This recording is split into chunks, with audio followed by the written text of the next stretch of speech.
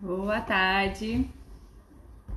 Vamos esperar o povo do Família de Trigo entrar para a gente conversar agora na segunda live sobre o livro Aprendendo Inteligência do Professor Pia.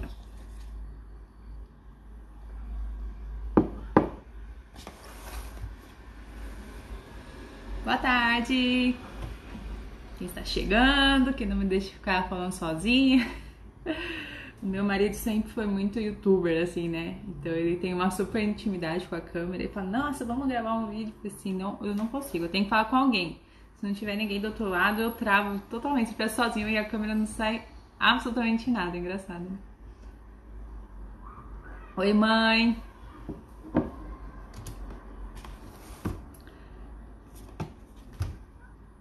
Bastante gente entrando. Hoje consegui fazer nesse horário. O Arthur está melhor, quem tá ruim hoje é o meu marido. E eu que não tô sentindo 100% não. Mas vamos em frente. Se os meninos estão bem, é mais fácil, né? E aí, quem tava aqui na live de ontem, o que vocês acharam? Gostaram da primeira parte do livro do professor Pierre? Tem bastante coisa interessante, né? De funcionamento. O que vocês acharam? Me falem aí. Ontem, então, nós vimos a primeira parte, falamos dos 3 primeiros capítulos, né? Que foi por que estudar, quando estudar e quanto estudar. Então, só localizando aí, falamos quase 50 minutos desses 3 tópicos de tudo que ele aborda aqui nesse livro, mas pontos, assim, super superficiais, se alguém não tiver assistido a live de ontem e não tiver lido ainda os capítulos. Então, o porquê estudar é você evitar estudar como todos estudam, né? Que é estudar para a prova, estudar para se formar, estudar para tirar o diploma, né? Então, você acaba só perdendo tempo, né, de estudo, que você poderia estar aproveitando com esses objetivos, né? Então, ele fala, por que estuda, né, em cima da hora?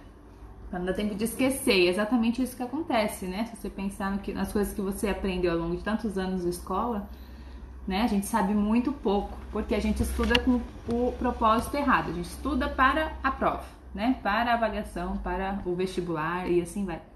A gente não estuda para aprender, então é isso que a gente precisa ter em mente, para nós mesmos e para os nossos filhos, os nossos alunos, né? Quando estudar, então ele diz, né, não adianta você passar 2 meses do bimestre e vai ter uma prova, agora você vai estudar. Então, todos os dias, você tem que estudar todos os dias por conta do ciclo do sono, né? Então falamos daquela memória que é a memória curta, né? A memória RAM, depois que é o sistema límbico, e na hora do sono, toda a informação que a gente jogou durante o dia ali vai pro lixo, a não ser que ela tenha uma carga emocional ou que você passou essa informação pro seu cérebro através do estudo, que aquilo é importante e você precisa reter, né? Então você tem que estudar um pouco, mas todos os dias. Então, quanto estudar? Pouco, né? E ele dá os ciclos ali, que a gente tem uma carga química nos nossos neurônios que duram de 30 a 50 minutos. Então, a gente tem que dar uma pausa, dar uma esticada, fazer um alongamento e aí a gente retoma os estudos, né? Uma pausa de 10 minutos entre os ciclos para isso, né? Então, vamos continuar agora como estudar. A gente até começou a conversar um pouco ontem, que estava meio ansioso, né? Mas como é que a gente vai fazer isso, então? E a gente vai ver, então, hoje o como estudar. O livro é este, para quem está perguntando, Aprendendo Inteligência, professor Pierluigi Piade.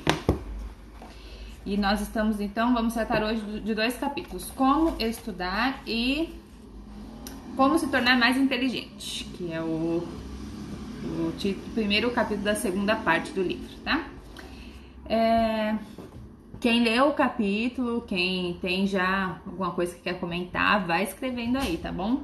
A hora que der, eu paro e leio os comentários aqui. Se for oportuno, eu já ponho aqui na conversa, tá bom?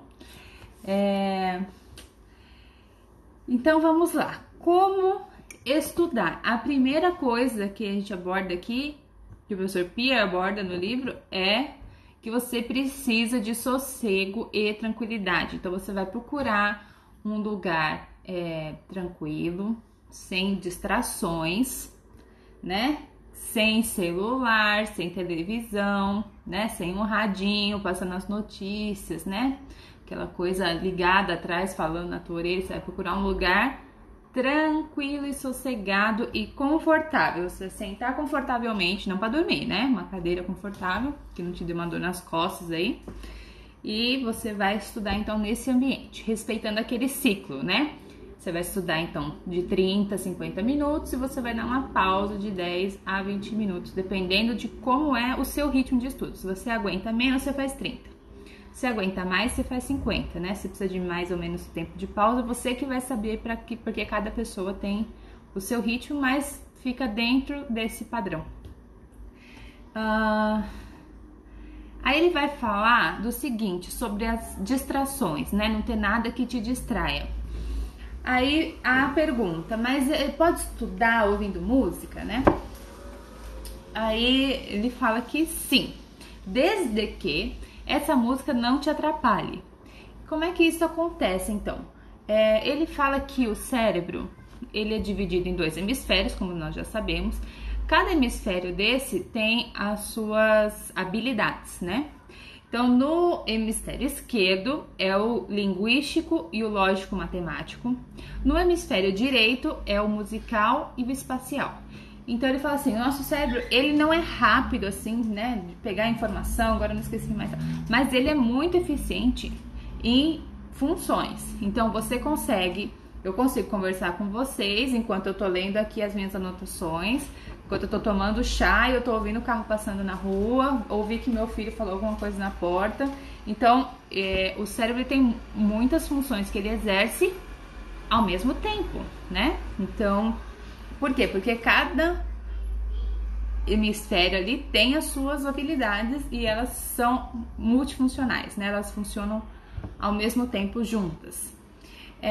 Então, quando você está ouvindo música, onde está indo essa música? Por exemplo, eu estou aqui lendo, né, um texto, fazendo as minhas anotações, escrevendo. Então, eu estou estudando, né? Eu estou usando, basicamente, durante o estudo, você usa 3 áreas do seu cérebro, que é a espacial, aqui no livro, a caneta, o papel, até o fim da linha, né? O linguístico e o lógico, matemático, tá? O musical, ele vai ser ativado na música. Então, quando você está ouvindo uma música instrumental ou uma música num idioma que você desconheça totalmente, essa música, de fato, vai ativar essa 4ª área do cérebro aí que estava vaga, né? Que é essa parte de sons e música. E aí ele, inclusive, fala que quando a música se limita a essa parte do cérebro, que é a parte musical, ela até ajuda, porque ela evita distrações. Então, eu escutei alguém falando alguma coisa, escutei uma coisa caindo, e aí eu tô sempre com aquela distração. O que será que aconteceu, né? Alguma coisa que me desvia a atenção. Então, quando eu ocupo essa parte do cérebro, acaba tendo esse benefício de eu evitar distrações.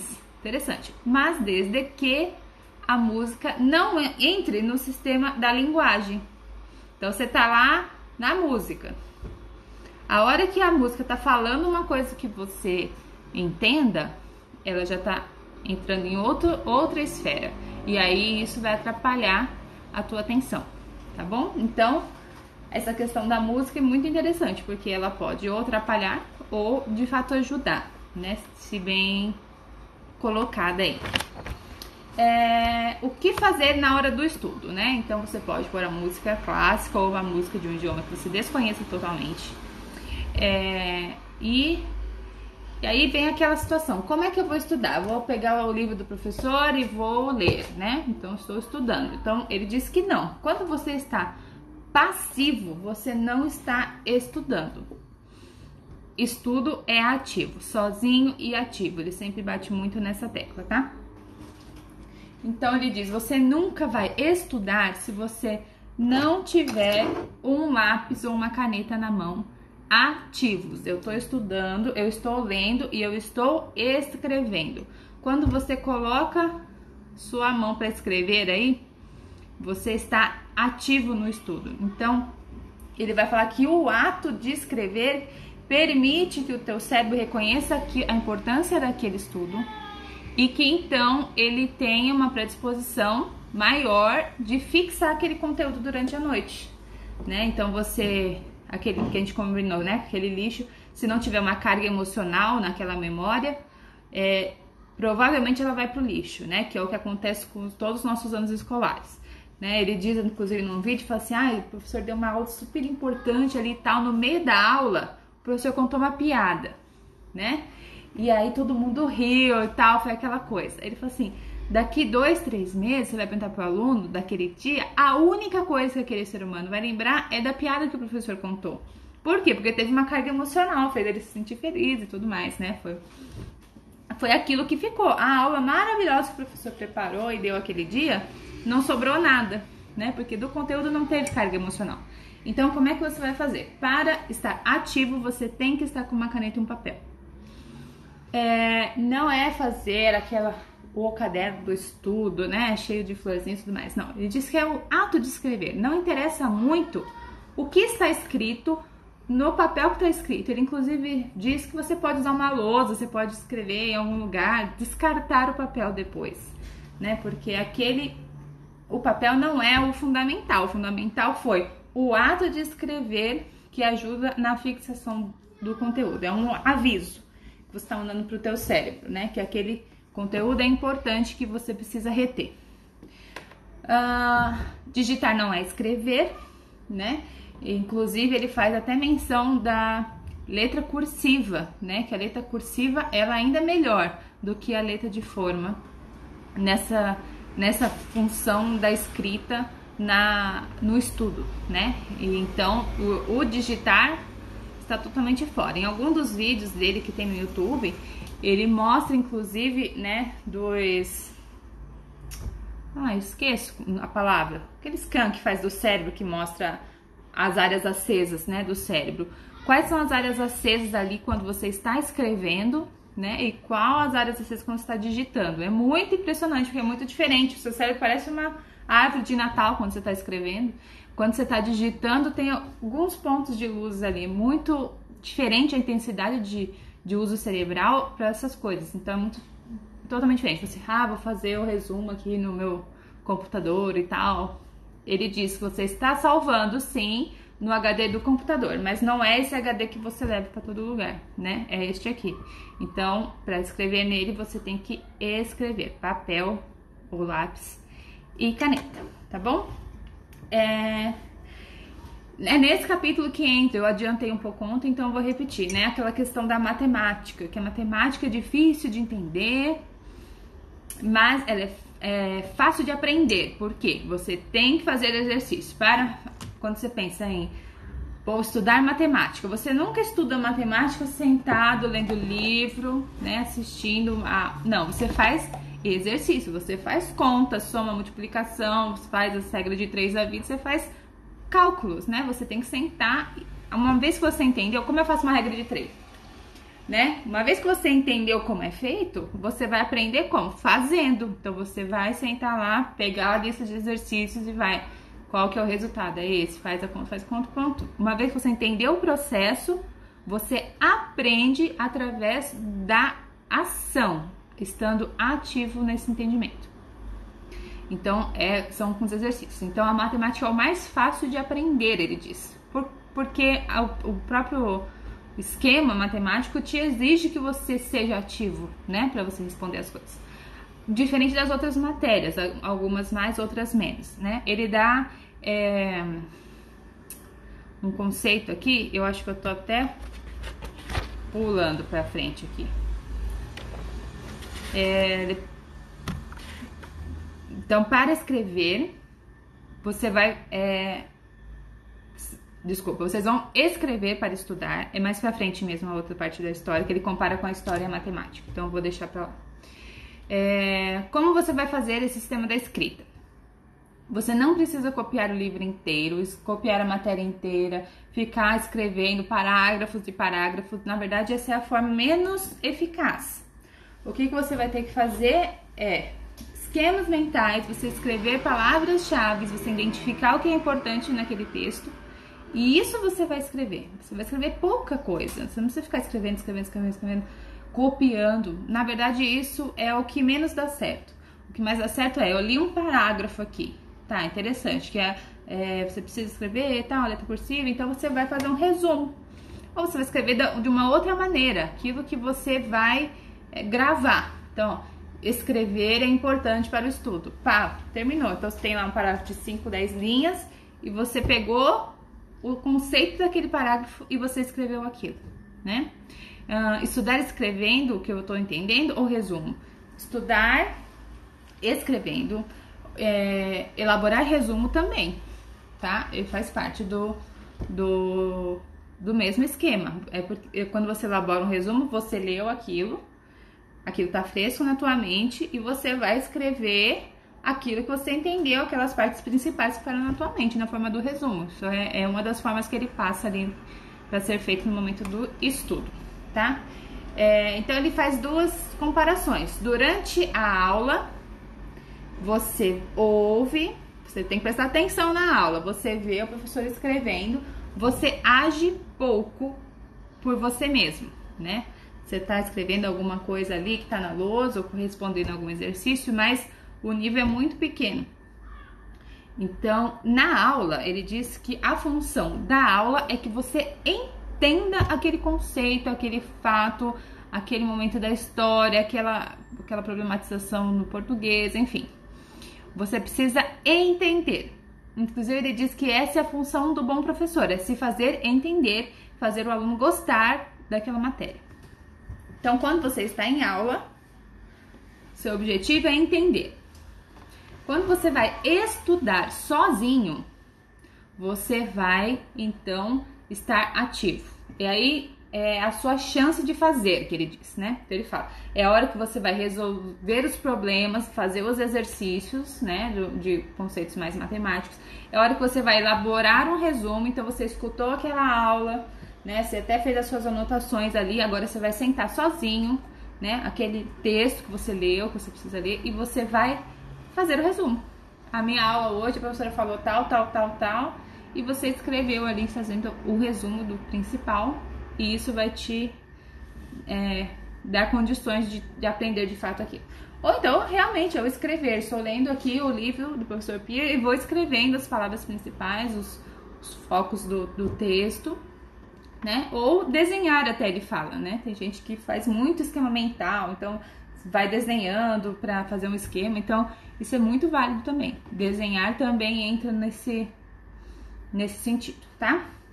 Então, ele diz que quando você faz essas coisas, não é que você aprende melhor, é que você tá dando condições pro teu cérebro se reconfigurar na hora do sono, que foi o que nós falamos ontem, né? Na hora do sono, o que vai pro córtex muda fisicamente teu cérebro. Conhecimento não é o abstrato, ele é físico. A partir do momento que ele faz um rearranjo dos seus neurônios, e com aquele rearranjo neural que eles estão ali agora, é físico, é uma mudança física que aquele conhecimento se aplicou, tá? É possível praticar isso com as crianças pequenas desenhando? Com certeza. Com certeza. Algumas ele tem uma super predisposição ao desenho, então você faz essa aplicação sim, ainda mais crianças que não são alfabetizadas ainda, né? Então é isso. Sozinho, você vai resolver os problemas, você vai ler escrevendo os tópicos principais, você vai fazer um resumo de uma aula que você assistiu, você vai aplicar desenhos, você vai estar mandando esse aviso para o teu cérebro, que aquilo é um conhecimento importante, que você precisa reter. E aí, durante a noite, aquilo não vai ser facilmente descartado. A probabilidade de você reter aquilo, que ele diz que é conhecer de fato, que é pro resto da vida, aquilo vai estar agora no teu cérebro para sempre, tá bom? Aquilo está feito.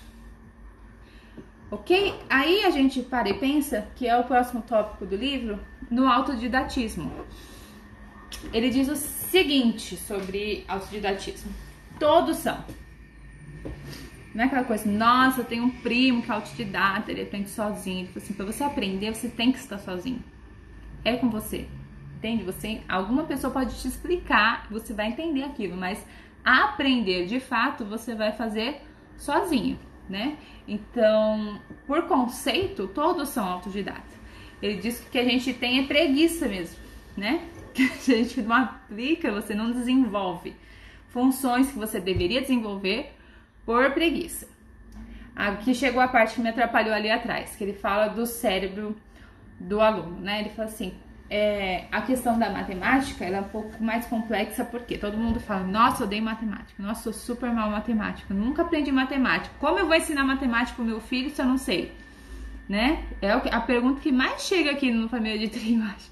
Mas e quando chegar no colegial eu não sei nada, né? Engraçado, que é o que a gente deveria mais lembrar, que é o mais recente, né? Enfim, então ele diz que é o seguinte, tem coisas, por exemplo, eu posso aprender Revolução Francesa, que ele diz que é uma casa de condomínios, um condomínio de casas. Então a primeira casa que tá caindo aos pedaços, está desmoronando, é do Egito Antigo. Mas ainda que essa casa esteja caindo, ruindo, ou seja, eu não sei nada daquele assunto, que eu sei se foi, eu consigo construir uma casa ao lado da Revolução Francesa, por exemplo. Tá? Então, tem aprendizados que são, né, por tópicos ali, e você consegue, apesar de não ter pegado muito bem uma coisa, você conseguir fazer outra. Mas a matemática não. Ele diz que a matemática é um prédio. Então, se você não construir o primeiro andar, você não constrói o segundo. Se você não construir o segundo, você não constrói o terceiro. É um conceito em cima do outro, né? Então, ele diz o seguinte, que na matemática, você não tem dúvidas, você tem dívidas. Interessante, né? Por quê? Você deixou de estudar para aprender. Ele faz justamente isso. Você descobriu, ou melhor, você deixou de estudar a hora que você começou a estudar para as provas. Né? Você deixou de estudar para aprender. E aí ele fala que você tem que identificar essas falhas, onde estão, e correr atrás delas, tá? Que é a parte 2 ali, que é o como se tornar mais inteligente. Deixa eu ver só se faltou alguma coisa aqui. Eu acho que eu falei de tudo desse primeiro capítulo. A gente vai pro segundo. Alguém quer comentar mais alguma coisa sobre essa parte? Deu para entender? Porque essa primeira fecha agora a primeira parte do livro, né? Que é o como estudar, quanto, quando. Esse que a gente viu agora.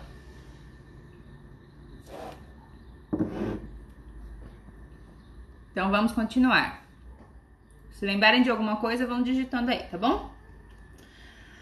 Parte 2 do livro, então, começa com o título, vai ficar salvo.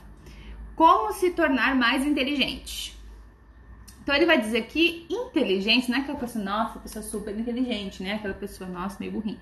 A inteligência, na verdade, é uma característica de você descobrir padrões, descobrir regras. É muito lógico, né? Então ele bota ali um exemplo, né? Ele fala dessa sequência: 1, 3, 5, 7, 9, 3 pontinhos. Qual é o próximo número? 1, 3, 5, 7, 9. Então ele vai falar que a pessoa que tem inteligência, ela vai falar que o próximo número é o número 11. Como ela chegou, aí vai ser do conhecimento que ela adquiriu durante os anos da vida dela, né? Então vai ter, a pessoa fala assim, porque são ímpares, estão em sequência, porque é um número mais o outro, enfim, aí vai tendo umas coisas mais complexas. Então, a inteligência vai chegar ao quê? Vai te dar a resposta, é o número 11. O conhecimento vai te dar os meios, os caminhos de como é que você vai explicar que é o número 11 nessa sequência, né? E aí ele vai falar, então... Obrigada, amor. Ele vai falar do que... Na verdade, ele fala assim, é inteligência múltipla, né? Eu sou inteligente para uma coisa e não sou inteligente para outra. Na verdade, ele fala que a inteligência é uma coisa só. Você desenvolve a inteligência como um todo, né? Harmoniosamente. E aí ele prefere, em vez de chamar de inteligência múltipla, né? Que são 7, ele vai falar de módulos cognitivos, que são esses focos, né? A mais, ele diz no livro, alguns quase comprovados, né, que vão entrar para a lista, mas a princípio são 7 módulos cognitivos que a gente tem aí. Lembrando que a inteligência é uma só, né, e é como se tornar mais inteligente. Então, a partir desses módulos, vai falar como é que você faz isso, né, como é que você se desenvolve. Muito bem, o primeiro módulo cognitivo é o da linguística. Então, aquela pessoa, eu sou de humanas, né, eu escrevo os textões e tal, né, me comunico bem, eu quero ser jornalista, né. Então, você tem bem desenvolvido a parte linguística. Ele faz, quem entende, né, a linguagem da internet aí, cheia das abreviações, das peculiaridades que tem na internet, você está usando muito mal a sua inteligência linguística, mas você está usando a inteligência linguística, né? Então, a linguística vai lidar com toda essa questão de palavra escrita ou falada, transmissão e recepção. Eu consigo entender bem uma mensagem, consigo me comunicar bem, seja pelo meio que for, tá? Sinais, inclusive, vai entrar nessa parte linguística. O segundo módulo cognitivo é o lógico-matemático. Então, não é só o fazer contas, mas é estabelecer a causa e efeito, é você conseguir ter um raciocínio lógico. Inclusive, ele diz que o problema das pessoas não é nem não saber matemática, não saber o cálculo, não saber calcular. O problema é a lógica mesmo. Você não tem um raciocínio lógico ali sequencial que você consiga estabelecer causa e efeito, né? Então, é uma habilidade, um módulo cognitivo ali que você precisa desenvolver, que é do raciocínio lógico, que vai envolver, sim, matemática em certo ponto, né? Entra nesse módulo, mas não é só isso, é o pensamento crítico de estabelecer causa e efeito. Interpretação também. O terceiro módulo é o musical. Então, é a sua capacidade de produzir boa música. Não é pra mim, não sou músico, nunca consegui ler o Dó, Ré, Mi, Fá. Mas ele diz que é principalmente a sua capacidade de ouvir boa música e se aprimorar cada vez mais no seu gosto musical. Interessante, né? Vai entrar nessa parte. Ele diz, inclusive, que talento é um negócio que se aprende. Eu não sei se eu concordo muito com isso, não. Mas é a posição do autor, tá? Que um talento musical você pode desenvolver. Tudo que você se dispõe a fazer, você pode adaptar o seu cérebro para que aquilo seja feito, né? Inclusive as coisas que a gente julga que são somente por talento. O quarto módulo é o espacial, né? A sua habilidade de... Não concordo. A sua habilidade de se orientar no espaço, né? Então, aqui de várias maneiras, né? Eu sei olhar e saber onde é o norte, quer dizer, no livro teria que saber, né? Não que eu saiba de fato. Eu falo assim, aqui na rua de trás, lá, não, do outro lado, não sei nem onde é a rua de trás. Então precisa trabalhar esse módulo espacial aí, mas é a sua capacidade de se orientar no espaço, né? De orientar-se, por exemplo, vou comprar uma mesa, será que vai caber na minha sala, né? Então, de você dispor objetos, coisas assim, você ter uma noção de espaço, né? Saber ler um mapa, né? Olhar uma planta de uma casa e saber se orientar ali, né? Então, esse é um módulo espacial. Tem o módulo da psicocinética, que é a sua habilidade de dominar o próprio corpo e os movimentos. Já viram adolescente, né? Todos nós já tivemos grandes problemas nesse módulo psicocinético de quebrar um copo por dia, né? Sabe o que a gente fala? Não tem noção do tamanho do braço, né? Sai batendo nas coisas, derrubando tudo. É esse módulo aí que precisa melhorar as habilidades, né? Mas é aquele módulo que você desenvolver mesmo. Ele até fala assim, você consegue, né? Se você quebrar a mão direita, você consegue servir com a outra, ou ao contrário, para quem é canhoto, né? Você consegue ter esse domínio do seu corpo, você consegue girar uma mão para um lado, outra para o outro, né? Você consegue se equilibrar, consegue mirar e jogar alguma coisa. Então, tudo entra aí nessa habilidade aí, nesse módulo cognitivo psicocinético. Vocês já estão identificando que vocês estão bom, que vocês estão ruim aí, né? Aí tem o sexto, penúltimo, que é o interpessoal, que é a capacidade de você se comunicar com as outras pessoas e interagir com as outras pessoas, né? Aquele habilidade de se relacionar, né? Que é a característica que pede liderança e tudo mais, aquela coisa de você conseguir se relacionar. E, por último, não menos importante, o intrapessoal, que é... Já vou falar. Ela perguntou se os modos são aprendidos ou nascemos com eles. Já vamos chegar lá.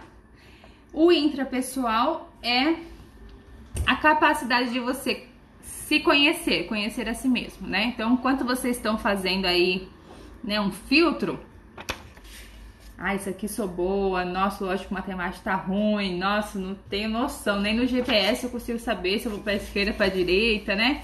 Então, esse intrapessoal, na verdade, ele é o start de todos os outros, né? No sentido de desenvolver inteligência. Então, ele diz que esse, na verdade, o intrapessoal é o mais importante.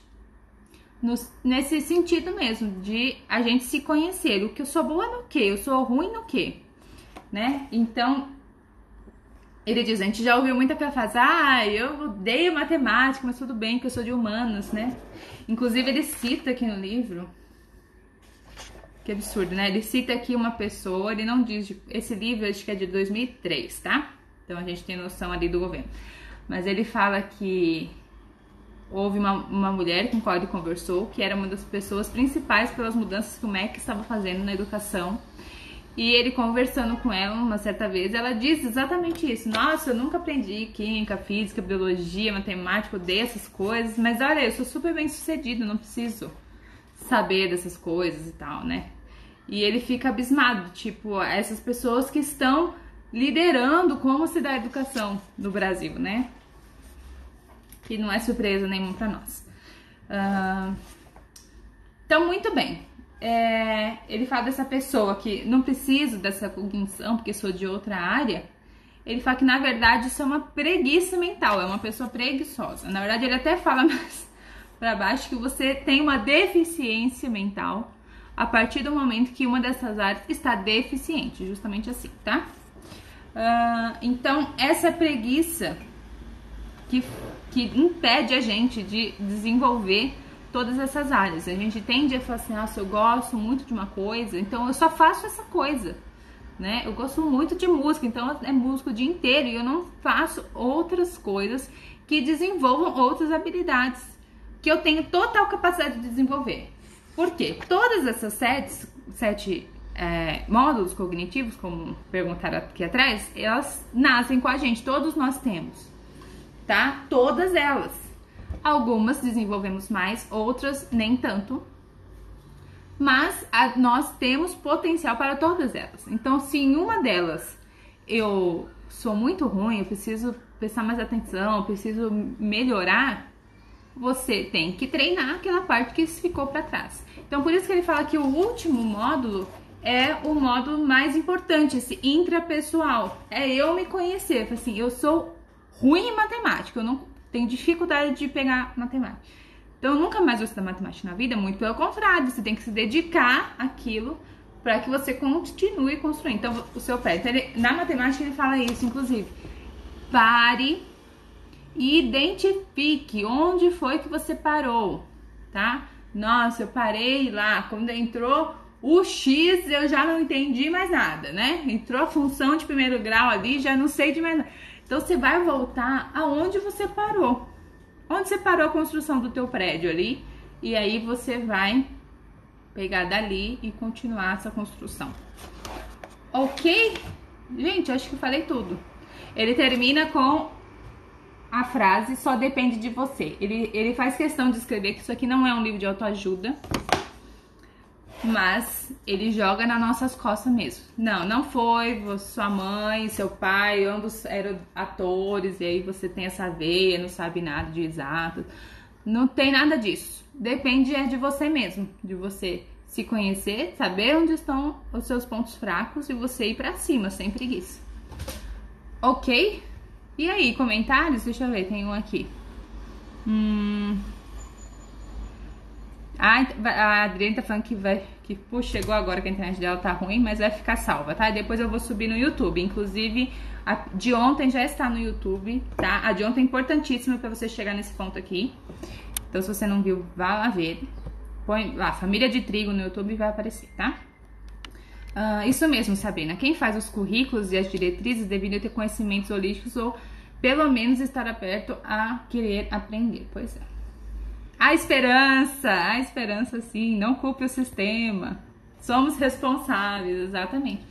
Principalmente batendo naquela questão do que se você aprende quando tá sozinho, então todos são autodidatas em algum ponto. Alguns autodidatas mais preguiçosos, né? Que aprendem menos porque não fazem esse estudo mais constante. Outros não, mas todos somos, uma vez que nós precisamos, né, do estar sozinho estudando para aprender de fato, não entender, tá? O entender sim, aí ele fala do professor e tudo mais, né? Mas você aprende sozinho, que é a definição, né, do autodidatismo, né? Então, tá na gente mesmo o negócio. O X está nas suas costas, fique sabendo. Ok? E aí? Com certeza tem um mindset aqui. Me parece ter um quê de mindset nessa leitura, ele diz, né? E, na verdade, é interessante, né? Porque a única coisa que ele tá expondo aqui pra nós é que a gente não sabe usar as ferramentas que nós temos. Nós temos o nosso cérebro e não temos a menor ideia de como ele funciona, né? Vamos fazendo a coisa no automático, como falaram que era pra gente fazer, né? Como eu falei ontem, estuda mais. Ele fala, não tem que estudar mais, tem que estudar melhor, né?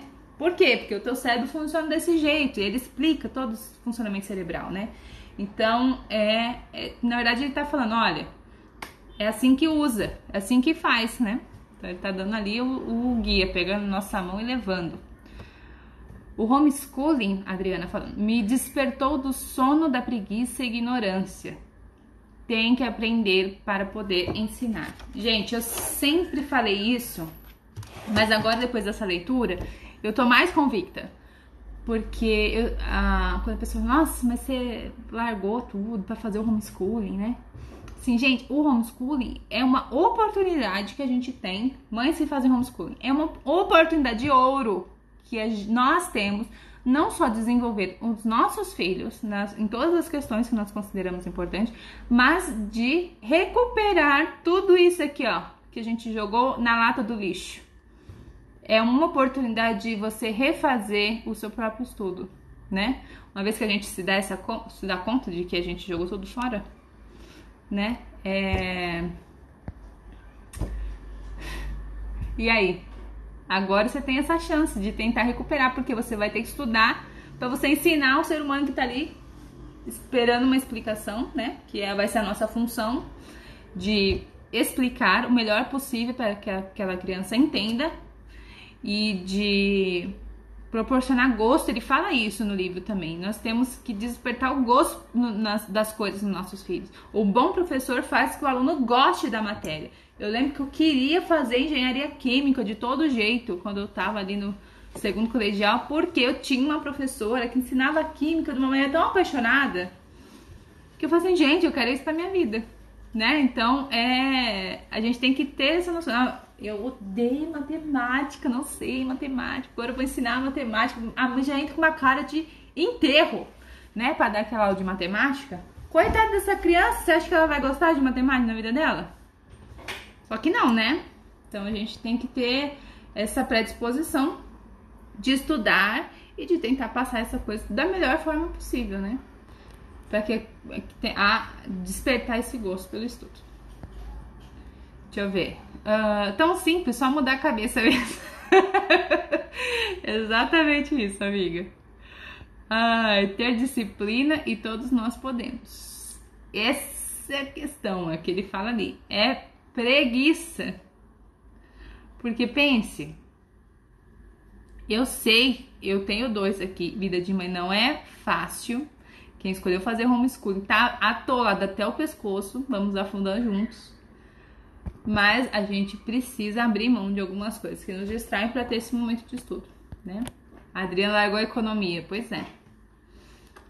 Então, é isso, gente. Ok? Vamos embora, que já deu. Ia falar que ficou mais curta a live, mas ficou mais curta em 5 minutos só. Ai, céu. A Ana Beatriz já tirou a TV da sala de novo, olha aí. Pois é. Identificar as distrações, né, na hora do estudo e cortar pela raiz, isso é mesmo. Foco. Foco, Miriam, isso aí. Ok? Salvarei a live. A de ontem não consegui salvar, mas eu usei aquele aplicativo do Story Save lá. Aí baixei e subi no YouTube, mas ficou disponível. Então tá aqui ainda disponível, vai ficar até a noite, tá? E aí essa até amanhã. E amanhã vai ser o último, tá? Que a gente vai tratar dos 5 passos que ele fala aqui e um pouquinho de cibernética, que é aquele último tópico dele, tá bom? Queridos, muito obrigada pela companhia de novo. E amanhã, última das 3, tá bom? Espero vocês. Um beijo.